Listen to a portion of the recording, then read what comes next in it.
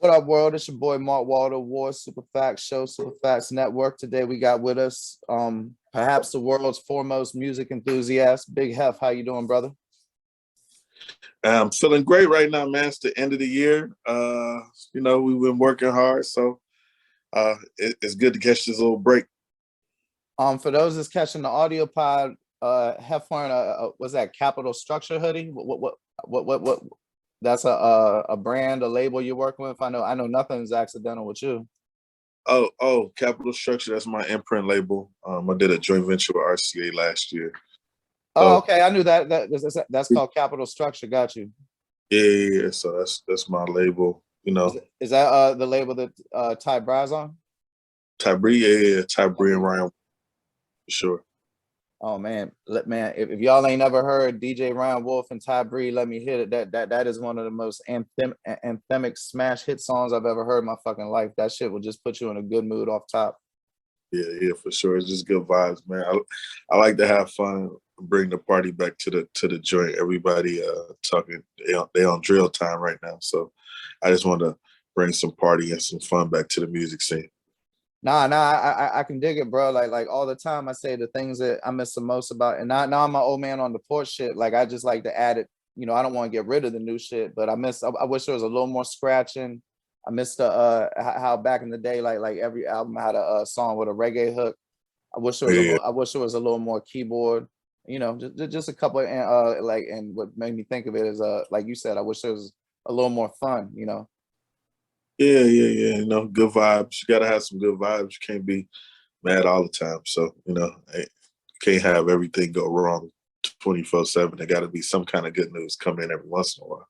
Word, but I mean, like you ain't never stayed stuck in place. Like you got all this. I mean, this conversation, much like your career, gonna jump all over the place. But you go all the way back to like the how 50 said, I told y'all on the first grade joint I was loco. To break a new artist in the 2020s decade. So yeah. That's a credit to you, because I got this theory that a lot of people develop old brain and they reach this point where it's like no matter what, they can't process nothing past a certain point. Like they decide that there's been no good music since this year or whatever. Like you always hear cats over 30 talk about there's no new good rappers, but like you provide proof of concept that there's a ton of new good rappers like 20 to 30 times a year. Yeah, you know what? Like I always like to just delve. Like my lane is breaking new artists. So no matter where they at in their career, you know what I'm saying? Like they all had to get, a situation or opportunity here and there.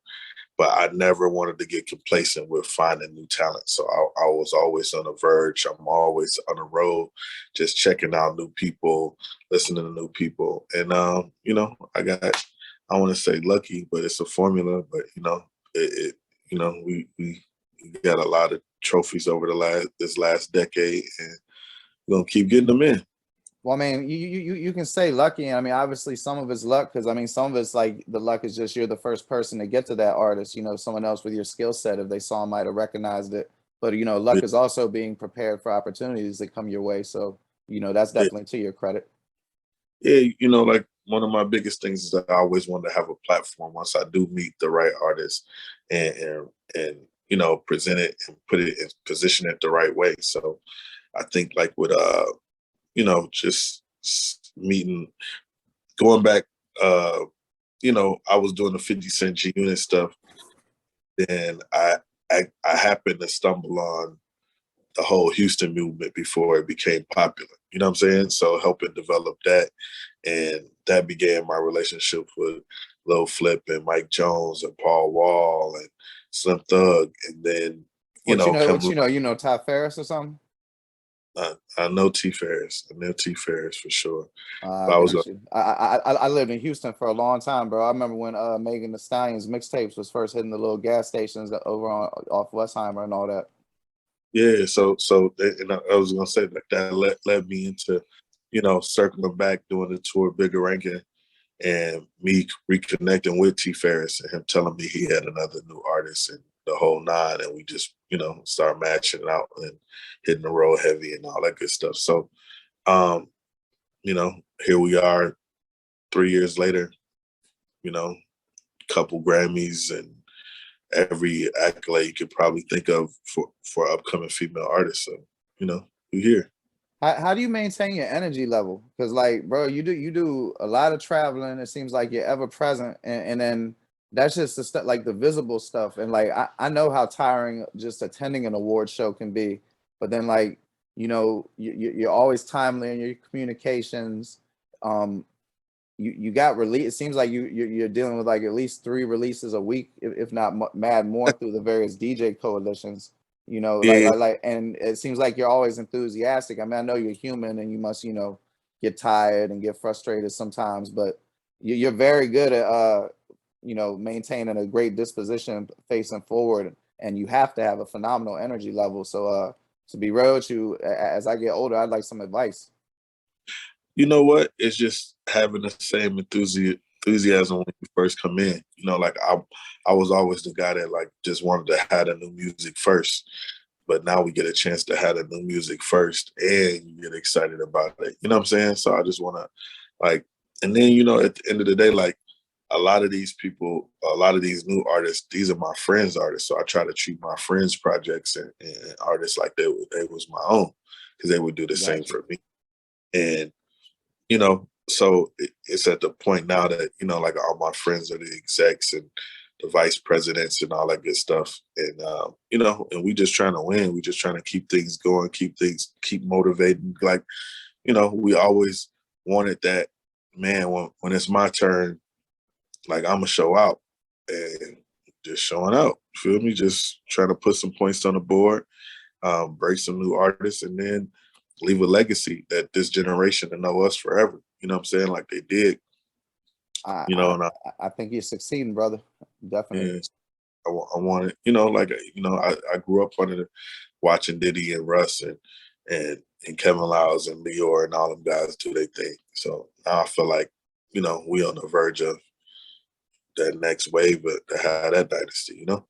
Oh, I definitely got belief in that. I mean, shit, from the various hand, you know, pots you got your hands in, when that gumbo come together, yeah, that's definitely gonna be a wave. But you know, something curious that I've noticed from my dealings with you, or even hearing you talk just now. I mean, and obviously, you know, you want to generate generational wealth, and you know, you want to be comfortable. But you know, not too much of the things that you say seem to be motivated by financial gain. It seems more like, you know, well, it's all from a place of abundance and love, but love for the culture, or love for getting these artists to where you feel that they deserve to be commensurate with their talents and abilities and work ethic. And I'm just curious, like, where does all that love come from? Just loving music, bro. Just you know, if you start making your decisions and basing your decisions solely based upon money, you're gonna be unhappy at the end of the day. Um, Shit, you know, word. good. Of course, everybody got to pay bills and take care of their family, but that can't be the only reason why you do stuff. You know what I'm saying? You got to have some kind of morals. You got to move with some kind of dignity. Like I said, it's about legacy. You know what I'm saying? Like I want my name on the streets. I want my name in the Rock and Roll Hall of Fame, and money can't buy you that. You feel me? It's your work and your results that you got to put in. So, um, But just now you said yourself, bro, but like when earlier I counted 5 times you talked about the artist legacy. And that's the thing that stands out to me, how important their success is to you, as yeah, opposed to, like, you know, a lot of people in your position. Like I noticed that you attend a lot of the main events with Megan Thee Stallion, or I noticed you were just with the Young Thug album release, you know, yeah, doing the whole run. And a lot of people, you know, I met a lot of industry people, and the thing that stands out is like you genuinely care.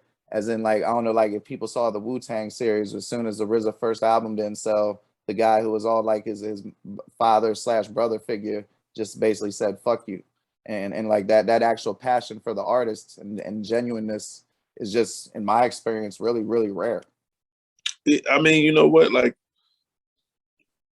I think it's a testament just to being on the road with the artists. You get a chance to know them, and you know, just letting them know, like, no matter success or failure, because most of the times, most of the artists fail. So failure, I'm still gonna rock with you between whatever label you might go through, whatever manager you might go through, whatever. You know what I'm saying? Let's win. And at the end of the day, if you got talent, you can rap your way out of any situation. You know what I'm saying? Good music gonna beat anything. So, and a good work ethic. So let's, you know, let's put together the formula that you can win and you can stay successful and you can't, like, you know, I always think of like a 5 or 10 year run with an artist or whatever the case may be.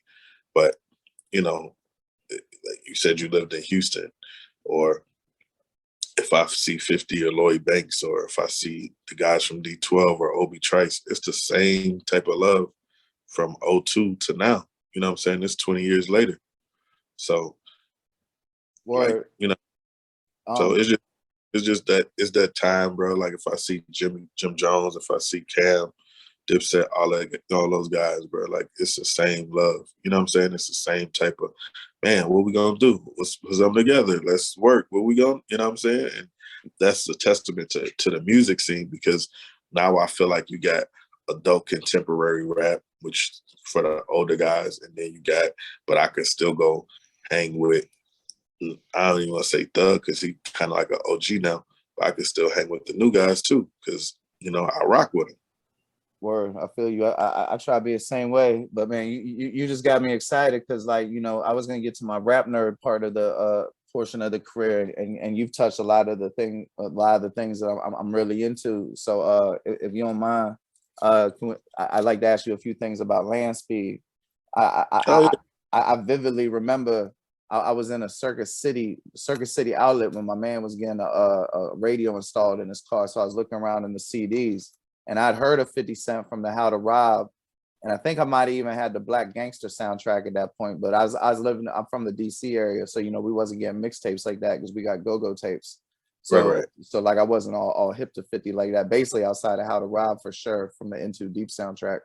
But I saw that album in there, and just the cover, I was like, fuck it, I'm gonna cop this shit. And then when I listened to it, I mean, this might be a controversial statement, but it ain't too much worse than Get Rich or Die Trying, to be real with you, and it might be better than The Massacre.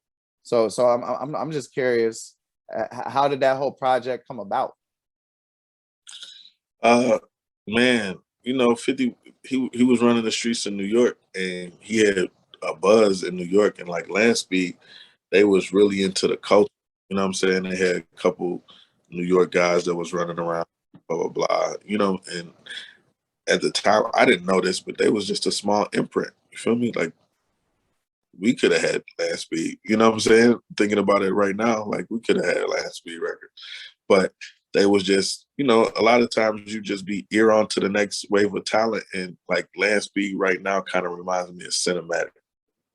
You feel me? Just always on the cut, like Johnny Shipes, just looking for the new talent, the next wave of talent, and then, you know, you take that talent and you get upstream to a major and make it work. No, I can dig it. Did you have any involvement in the Landspeed Cormega project? I think it's called Hustler and a Rapper. I just think I did some promotions and stuff on that, and I actually had met Cormega through I think Baby Paul or somebody like that. But it was just crazy, just, you know. Baby Paul from Like, the B Miners. yeah, I just did an episode with him. That's my man. Shout out Baby Paul. I fucks with Baby Paul. So you know, just like I said, just going through it, bro. Like Landspeed, they was just always on some next wave, like finding whoever that was popping, whoever they man that was about to come out, that's who they would have like on deck in the chamber, and like that's what I learned from doing that. Like when Mike Jones was popping, I forgot he used to have a little homie that used to rock with him, and boom, when Chamillionaire was popping, he had his brother Razak, and you know what I'm saying. You would just always find like that next little wave of talent, and who's gonna be next up. Like, okay, you messing with 50, then let me show you who Lloyd Banks is. You feel me? So, Right. I formula throughout everybody. You know what I'm saying? So, finding just the next wave of talent, and then just putting together projects and stuff with them. Shit, if it ain't broke, don't fix it. So then you said you was you helped well on actually I heard an interview and you said you helped Jim Jones at eOne, but I was curious, did you help him at Koch too, or was it just solely the eOne projects? No, I did the Koch projects. I did the artist development stuff with Jimmy when he was first starting. So you know, he's dope. He was dope to work with. You know, he trusted me. And, you know, like basically at that time, you know, like Dipset, they was like they Yeah, own stuff. bro, I'm a super Dipset head. Like I got mad questions. Like you said, you help release some of the mixtapes. So Yeah, I remember which ones got released as retails, like the Harlem's American Gangster. So like, which ones were you involved in? I was involved with everything at the beginning for sure. Were you involved in the Bird Gang album? I just did a lot of the promotions, the marketing promotions on the Bird Gang stuff. But So let me ask you this as a fan. So you must be familiar with Mel Matrix as a rapper, or yeah, Mel Murda. And you know, yeah, this book's about to come out in 2 days. This Takashi shit, and all this coverage of things. I have not seen Mel Murda or Mel Matrix get his just due as how good he could actually fucking rap. And I kind of carry that torch. So whenever I get somebody that's familiar, I always want to hear their opinion on Mel Matrix's rapping ability. nah, he was fire. He was fire. Like, man, I know I'm forgetting names and stuff like that because it was a minute ago. But like they had kind of like they was like a baby Rockefeller, like with 6, 7 artists in the chamber, and they were just releasing music to Koch, and Koch just became like a platform base for them. You know what I'm saying? To launch the JR Writers and the Hell Rails and all of that kind of stuff. So at the time, you know, like the mixtapes was booming so much that you could basically sell a mixtape for the same price as you could Yeah. sell a regular release if it was all original music. And like it just became a breeding ground, like a proving ground for especially on Koch for a lot of the newer artists that was on the Dipset to just be involved. And you know, and then they would just use the compilation albums kind of like they was a mixtape just to fire off the new talent. You know what I'm saying? Yeah, So like the Duke the Gods and the Dipset Christmas and all that. Dipset Immunity, then Volume 2, but then in between you would get about 3 other albums. So it was, you know, and I mean, I still use some of that formula to this day. So like, you know, personally, if you worked at 50 at Landspeed, what was going through your head when you hear him shitting on Koch at the time when they had the brief flow Dipset G Unit discrepancies of opinion? Like, I was, you know, I'm torn in between 2 places, you feel me? But, you know, 50 was, his wave was so phenomenal, bro. I never, in music, I think of like 3 different people, like 50's wave when he first got introduced, Jeezy's wave when he first got introduced, and kind of like the Drake wave when he first got introduced, you know, and maybe Future as well. But they was Really, on, not the Wayne mixtape run. I thought that was pretty spectacular. Like, was around before that, so it was. I'm talking about like as a new artist coming into the game, like how big wave you really hit. Like it was, his wave was like I ain't never seen that like it. You know what I'm saying? So that was like little kids, older people, young people. You feel me? Like his setup was just crazy. So Oh yeah, that was a moment, bro. I remember he had got booked in DC, like probably like around the time that the 8 Mile album came out, but before yeah, Wankster video it came out. And yeah, the club that he got booked at, I guess he had to honor the contract, but he was way too big of an artist for the venue at the time. And I managed to get inside, and oh my God, that shit, it was Nations in DC for anybody that's listening. And that shit was like one of the most insane things I ever saw. It was like the first week that the Wankster video was out. And it's a place that's like typically like a rave spot that only holds like 1,000. And there's literally like 5,000 people outside and mad police. And like they don't come till like 1:30. And then he just hits Wankster like 4 times in a row. the crazy part about it, like I was in Puerto Rico for the Mix Show Power Summit when they introduced the birthday record in the club. Right. And they was, oh, this one's gonna go crazier than Wankster. I was like, oh yeah, he got a wave. So everything, I know it was like people doing, you know, I remember at the time like he was doing shows for like 2, 4, 5 grand type stuff like that, and it went up to like 15, automatically. And it was like, he only got one record. But the hype was so crazy that you couldn't even, like, it was crazy. It was, like I said, the craziest thing I ever seen. Like that, Jeezy and Drake, when Drake was first coming in. Like, Drake just ushered in a whole new style of music. So I was like, wow. Yeah, nah, definitely. I feel like him and J. Cole kind of gave people permission to be themselves. Like, you know, I felt like a lot of people felt like they had to be like gangster and shit. So a lot of those fake gangsters weren't necessarily that they wanted to be fake gangsters. They viewed that as the only way to be a successful rapper. Man, it was so crazy. I just remember one of my good friends, and I'm still like this name. One of my good friends is Ray Cash. So I just remember seeing J. Cole walk past Ray Cash, and he was just like, "Yo, you started all of this." And I was like, "Wow, that was like hella props." You know what I'm saying? I Just played because. Shia G when I proposed to my wife. Oh wow. Oh, we gotta set up you and Ray for an interview then.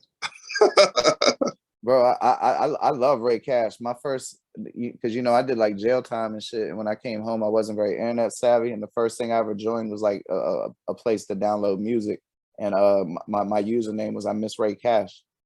Oh wow. Yeah, Yeah, I definitely. like I feel that Sony album is a 5 mic classic. You know, the Beanie Siegel song is incredible. I mean, there's just so much. Yeah, like and then the mixtapes, the kick drum shit. Yeah, I'm a humongous Ray Cash fan. Yeah, we was I was real heavy into banging and clanging and swinging project. That was like my favorite project on the mixtape side for Ray. Man, I'm still trying to get the physical CD. The cheapest one I could find is like $80 on Discogs. Oh wow. You know the crazy part about it, like we did Champagne Talk, we did what was we did a cover. Me, him, and K Nice did one with it was kind of like the Clips cover. Damn, I forgot the name of it. But I was, you know, Ray's one of my good friends. We worked together all the time. It was kind of like on some, you know, Puff and Biggie type shit. So, you know, we Oh, had a. that's what's up. He's super dope. He's a top 5 Cleveland artist all time in my opinion. Which you know, the one thing I was gonna ask you, you know, you're from Cleveland, right? I was born in Chicago, but I live in Cleveland, so I just say I'm from Cleveland for sure. All right. Would you say that Machine Gun Kelly is a top 5 Cleveland rapper of all time? Hell yeah, yeah, yeah. Yeah. Yeah.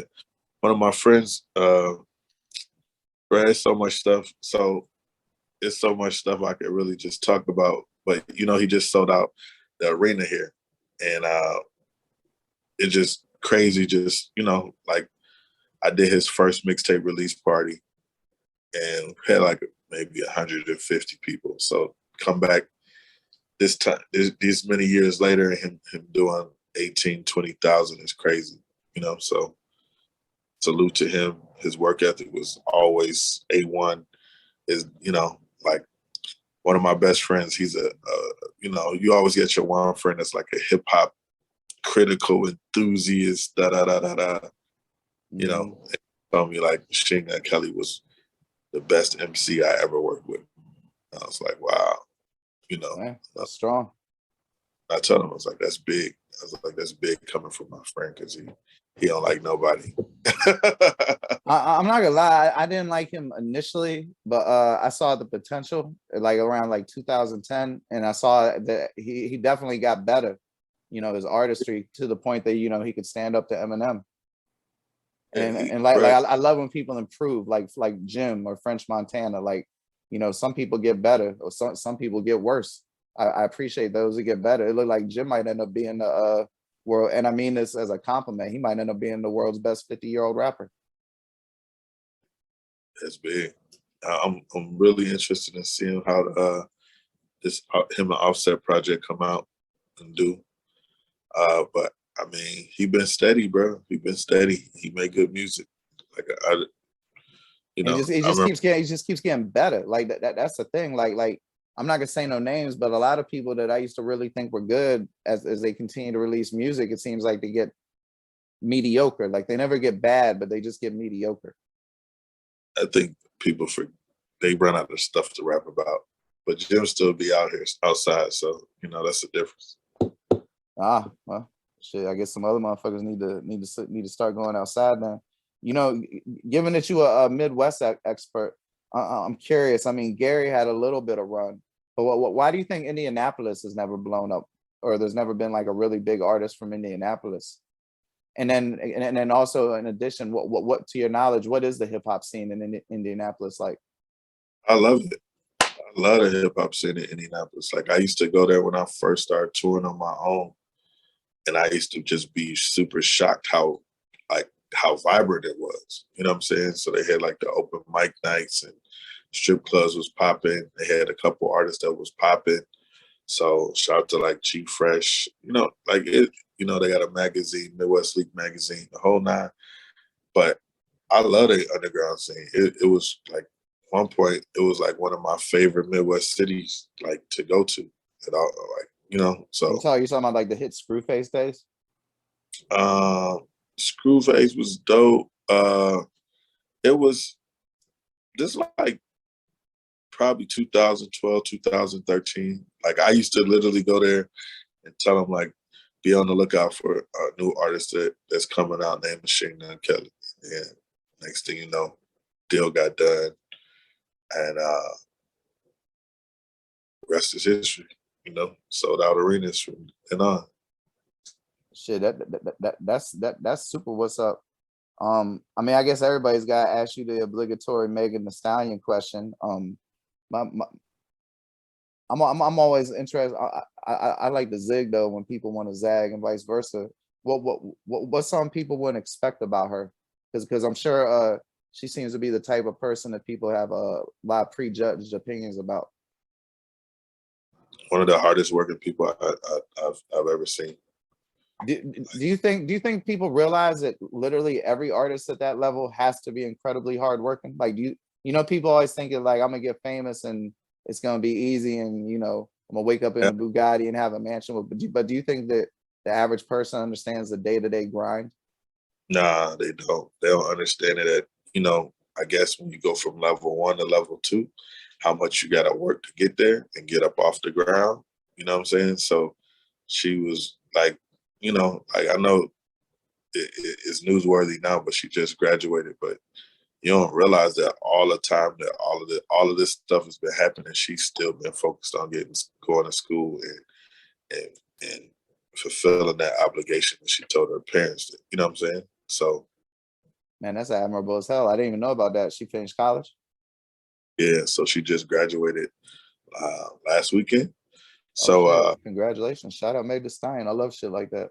Yeah, so you know, people don't realize that all of this time, all the superstardom, all the hit records, turning in albums, touring, COVID, drama, she was still in college. Writing term papers and studying. Yeah, sure. Damn, that's a hell of a strong. Yeah, that's a strong testament to her character. I'm glad I asked that. Ruby Rose, too. Ruby Rose, like she was still in school, going crazy in school. All this stuff was happening too for her. So I commend people that like work. Like I got a crazy work ethic. So if anybody got a work ethic like mine, I always tell them like, if you got a work ethic, bro, like we gonna win, because I'm gonna go nonstop. I'm gonna be relentless with it, and that's the way I kind of felt about her. You know what I'm saying? Like I think she's like next level, next wave. You know, she's a superstar now, so can't even like. No, I can dig it, bro. I saw the original days in Houston, and she stood out. You know, I mean, there's plenty of people that was trying to fill the quote unquote lane that she's in. Although I think that she's totally original, and you know, there's a reason why. Well, I can say no names, but there was other popping female MCs in Houston that you know, ain't rapping no more. For sure. Say no more. You know about that shit. The last thing, I ain't gonna hold you up too much longer. Well, I got two things real quick. And forgive me, I'm sorry, I had it written down, but my little sticky note fell off. What's the name of your tour? The Streets Most Wanted, right?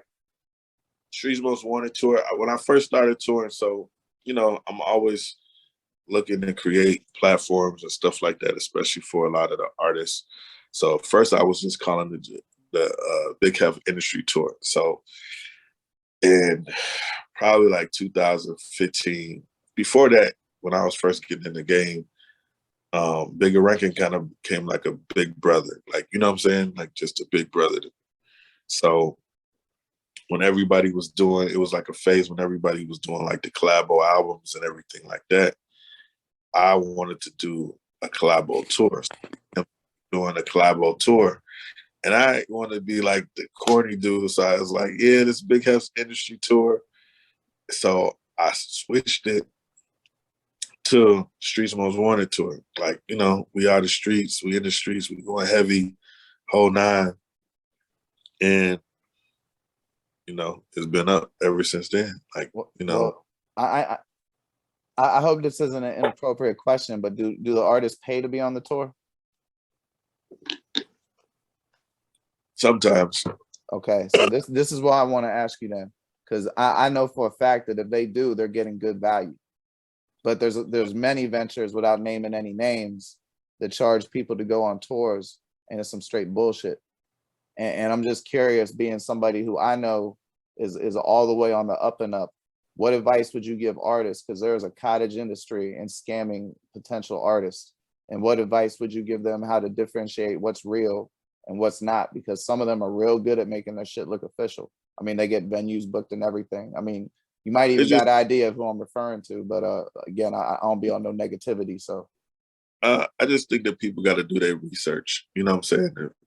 Sometimes if it's too good to be true, it's really too good to be true. You know what I'm saying? Like, and I don't like to take away or put negative thoughts in the artist on, you know, it could be their opportunity or whatever. But well, the things that people tell you got to have a certain flavor. So if I was an artist that you think is worthwhile, that might want to put something into my career, because it takes money to break songs. I mean, if anybody thinks otherwise, they're delusional.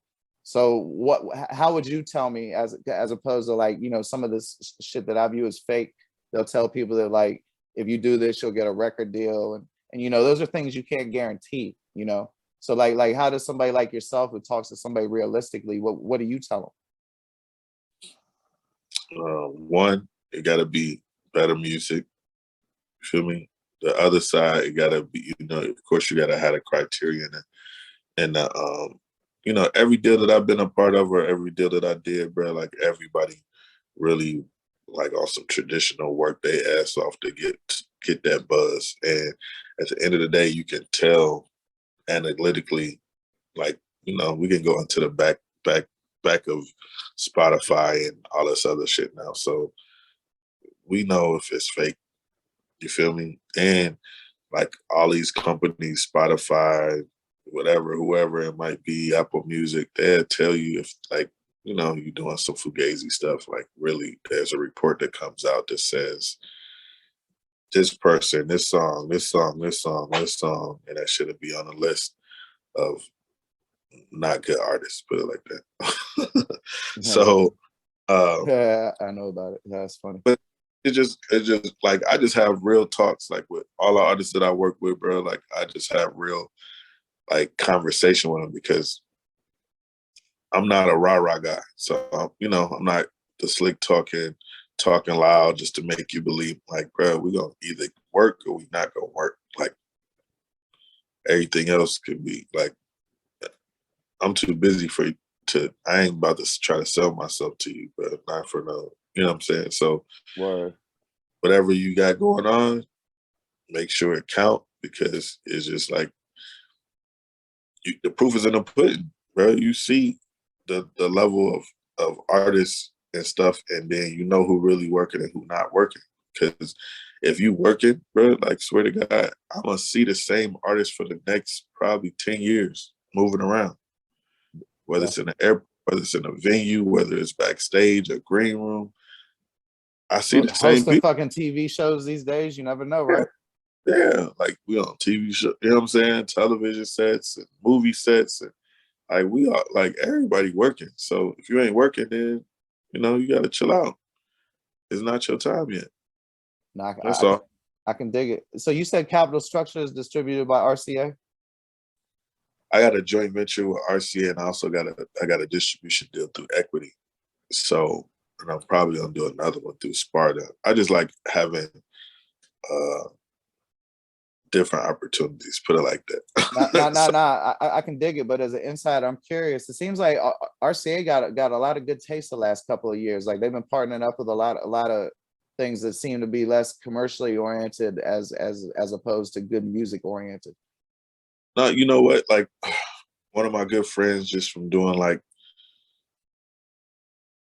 I don't want to get with the name dropping, but you know, just doing stuff with Dream Doll and it's Brooklyn Johnny. And you know, like when I was shopping around, when I was like, yo, I'm gonna start me a label. You know what I'm saying? Like I've been in rooms with probably 6, 7 artists that might be signed to a label, and I had my hands in helping develop them, and they all, you know, mega stars now or whatever.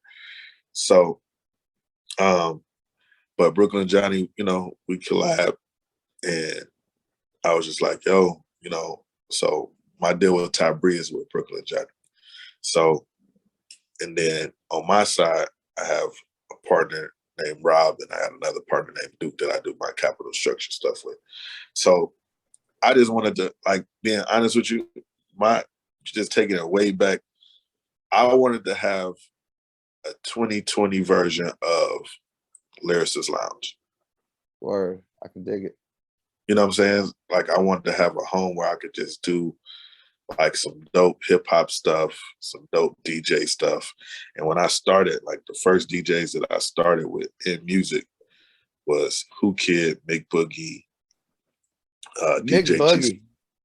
and Joey Fingaz. Those Man, was like Mick Boogie got the most fucking masterpiece mixtapes of any, but man, the T.I. Jones, the Lil Wayne Jones, the Jim. Oh my God, I fucking love Mick Boogie.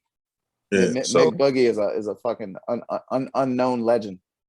Everybody go listen to Mick Boogie and find whatever rapper you like that he did something with, and I guarantee you'll be blown the fuck away. He did the Can't Feel Your Face, right? yeah, he did it. He did a joint, and he did the joint. I really like the series that he did with Jazzy Jeff as well, the Summertime joint. Oh yeah, those are I mean, great dude, really creative. You feel me? my bad. My bad to hold you up. You bring the fanboy on me with these names like Ray Cash and Mick Boogie and all that. You know what? It's just like I've been around. So when I be on that legacy stuff, it really be on it because like we created a culture. We created a mixtape culture in the Midwest. We created a lot of stuff that's going on right now.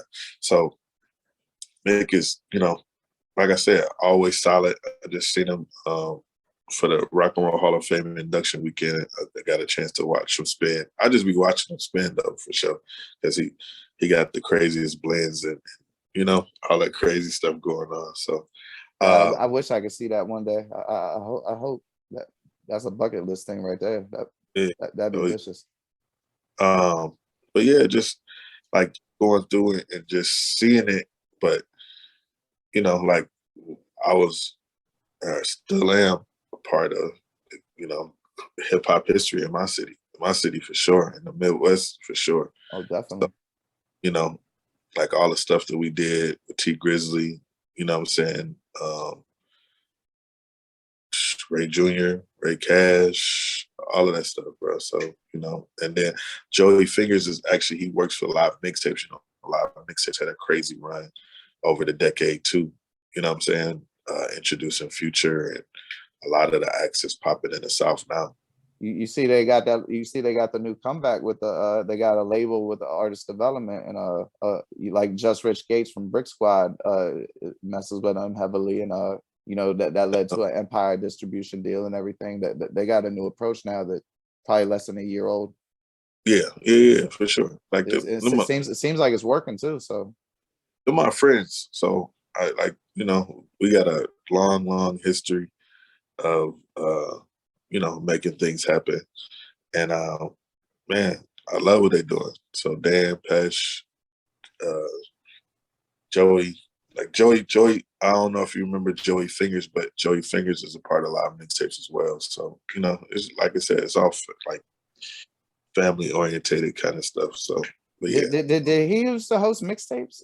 Because it seemed like his name was on like my Kick Drums mixtape, if I remember correctly. Yes, definitely. Yeah, and that shit had this ill Ray Cash Scarface collaboration. That shit was so vicious. Yeah, so it was like that. Around that time, you know, like King Chip or Chip the Ripper or whatever. It was however, whichever one you remember. But I remember you know, both, yeah. yeah, it was a whole wave like Ray Cash, King Chip. You know, shit Oh, was bro, popping. I'm well aware of how deep Ohio is with it, because you know Dayton's in Ohio. MC Breed had Tupac and Pimp C on the same album. Yeah, you know what? Breed is they had the Dayton family, and Oh then yeah, that's a Breed, Flint, Michigan. I always get that mixed up. That's like the second time I done did that shit. My bad. But Breed yeah, from yeah, he from Flint. Yeah, Dayton yeah. So family was dope too. But point being, Ohio, I mean, Bone. I mean, Ohio got a great rap fucking legacy. yeah. So what I'm doing next year, I'm gonna re-release a project that I did with Bone. Like you know, I did one with Crazy Bone, me and him just put together, and then I did a project of Bone, like crazy, crazy, crazy remixes, all kind of crazy stuff on it, like unreleased verses, unreleased song. It was so crazy. Like I don't even know how I pulled it off, but I did. I'm gonna re-release it for the new year. Oh, you gotta press that up in vinyl, bro. Them people in Europe will eat that shit the fuck up. Yeah, so I gotta get, you know, and then me and Craig working on another project, like some just all new music just from him. So and then we talked about it, but I want to see if we can really make it happen. But me and Wishbone was talking about putting together his first project too. He never had an album that came out on Def Jam, huh? He never had a solo album, period. Oh, damn. Well, yeah, I got the world definitely needs that. Yeah, Shit. just doing different stuff, bro. Like working on this cooking show with me and Bizarre from D12. You know what I'm saying? I like a lot of those old relationships. I still, like I said, it's still the same love. Still, you know what I'm saying? So, working on some movies. I just shot my first movie this year. So working on the soundtrack for that, and you know, just trying to rock and roll, bro. Like trying to keep it going for another 10 more years. Yeah, nah, you doing big things, bro. Like that legacy you want to leave. I definitely think that not only you left it, you strengthened it, and the fact that you still have all these relationships is a testament to how solid that you stayed. You know, the proverbial 10 toes down. Just last thing, what's the best place to find you on social media, and is there anything that you want people to check out that's coming out soon? Check out Ty Bri's new single "For One." It's a banger. It's produced by my guy Needles, who did a lot of stuff with Cardi, did a lot of stuff with Bruno Mars, did a lot of stuff with P&B Rock. He produced Ty Bri's new single. Definitely go check out Ryan Wolf's new single "It Go" featuring Erica Banks, Ty Bri, my homie Preem DiBiase, produced by my homie Philly Ferrari. We also got "Hit It" that's out, featuring Soldier Boy, Ty Bri, and my homie Aki, produced by Philly Ferrari. I got a project. I'm not rapping on it or nothing, but I got a project. I feel like I got so many songs in the chamber. I'm gonna do a project called "And Us We Trust." The who's who that I've been working with over the last 4 or 5 years. So of course I got Bone, I got Ray Jr., I got Payroll, Giovanni, I got Kevin Gates on there, I got of course Ty Bree, just the Copers, YFL, Kelvin, like my whole squad that I really deal with. And the movie is called A Cap. So the cap's gonna come out summertime 2022. Finalizing all that kind of stuff now. Working on the cooking show with Bizarre. You're probably gonna check that on the television near you. Also got a crew of artists. Like one of the big things that I did this year is I started a management company. So I got YSN Marlowe. I got 4 from Black in Chicago. I got another guy named Lil Cray. And we're just rocking, bro. Like we just rocking. I think Dream Dog's gonna have a super year next year. It's already building up the momentum now. Yeah, Yeah. yeah. You know, and then, you know, yes, Just keep winning, like you said, right? couple other surprises, but yeah, you can find me on Instagram, Big Heff Midwest Fresh. I believe in the Midwest real crazy. On Twitter, it's BIGHEFF. You know, hopefully I shed some light on this information. You can go get my book. It's called Making It in the Midwest. It's kind of a how-to guide on you know, a blueprint on how to get up through there. And oh shit, I'm a big reader. I didn't know that. I'm gonna have to cop that and read that. That's on Amazon. Yeah, it's on Amazon, and also if you in the 50 Cent era, I got another book. It's called The Owners. It's called Hustlenomics, and it's kind of based on like the blueprint of 50, filming from the early and the late Dillons of not the late Dillons, but the first probably half of his career, and like kind of his discography and the whole nine. So. Oh yeah, I'm definitely gonna check that out. Well, shit, brother. Thank you for your time. I appreciate it. It's been an honor. I've been looking forward to this for a long time. I appreciate you too, bro. You've been working hard this year. Just wanted to say salute to that. You know, it's always a blessing when you meet people with the same type of work ethic that you got. So I appreciate it. Oh, those are strong words, man. Thank you for your time. Yes, sir. All right, man. You take it light. Yeah. Peace.